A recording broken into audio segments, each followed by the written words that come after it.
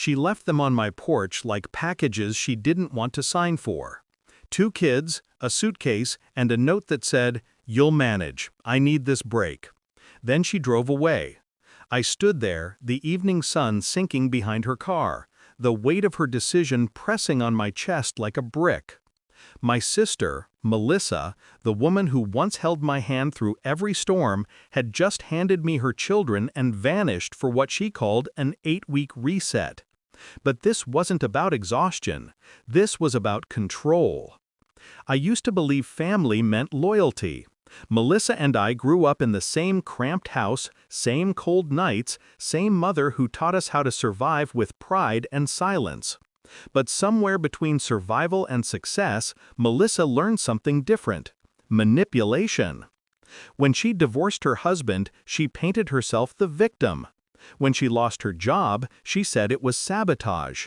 And when she dropped those kids on my doorstep, she said I was doing her a favor. The favor turned into a prison. She stopped answering calls, stopped sending money. 8 weeks became 10, 10 became 12. The kids cried for her. I made excuses. And when the bills started eating my savings, I called her and told her if she didn't come back, I'd report her for abandonment. That's when she turned on me. The assault came 2 nights later. It was quiet, too quiet, until it wasn't. A knock at midnight, a shadow at the window, then glass shattered. I woke up on the floor, my head bleeding, the kids screaming. They didn't steal anything, they just made a point. And I knew whose point it was. Melissa had found a way to flip the story. The unstable sister, the unfit aunt, the woman who couldn't handle stress. If she could frame me as dangerous, she could take the kids back and play the hero again. So I played along. "Melissa," I said, voice steady, "I'm fine now. Maybe I overreacted. Take your time." She believed me. She always did. While she soaked in her victory, I started collecting threads, quiet ones. The hospital report, the police file from the break-in, the neighbor's security footage that showed 2 of her ex's friends outside my house that night. And then, the text. From one of those men, accidentally sent to me instead of her. She said, "You'd be alone." That was all I needed. I didn't go to the police right away. I went to her ex-husband first, the one she'd bled dry in court. I told him what she'd done, showed him the proof, promised him nothing in return but the truth. He took the bait.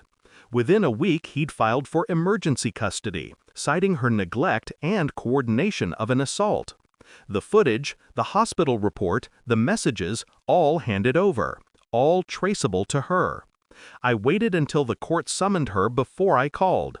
"You're going to regret this," she hissed. I smiled into the phone. I already did. But not anymore. She showed up in court dressed like a saint. White dress, soft tears, trembling hands.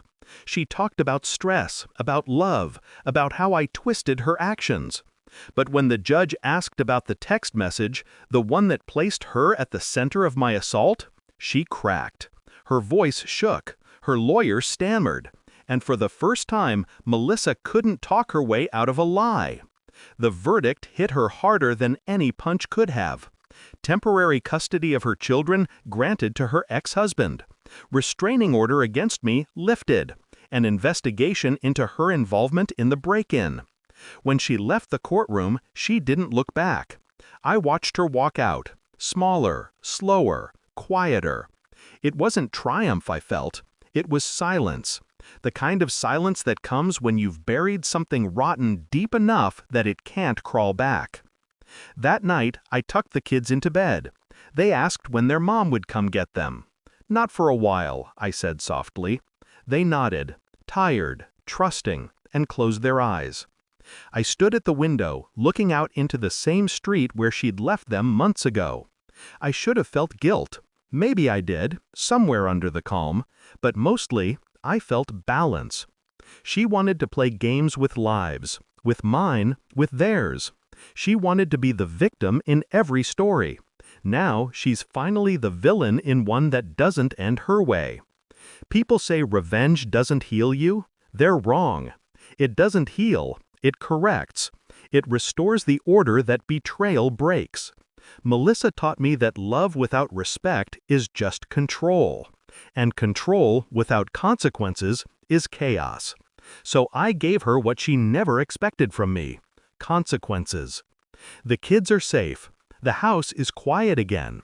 And every night when I lock the door and the air hums still, I think of that knock, the one she sent to scare me.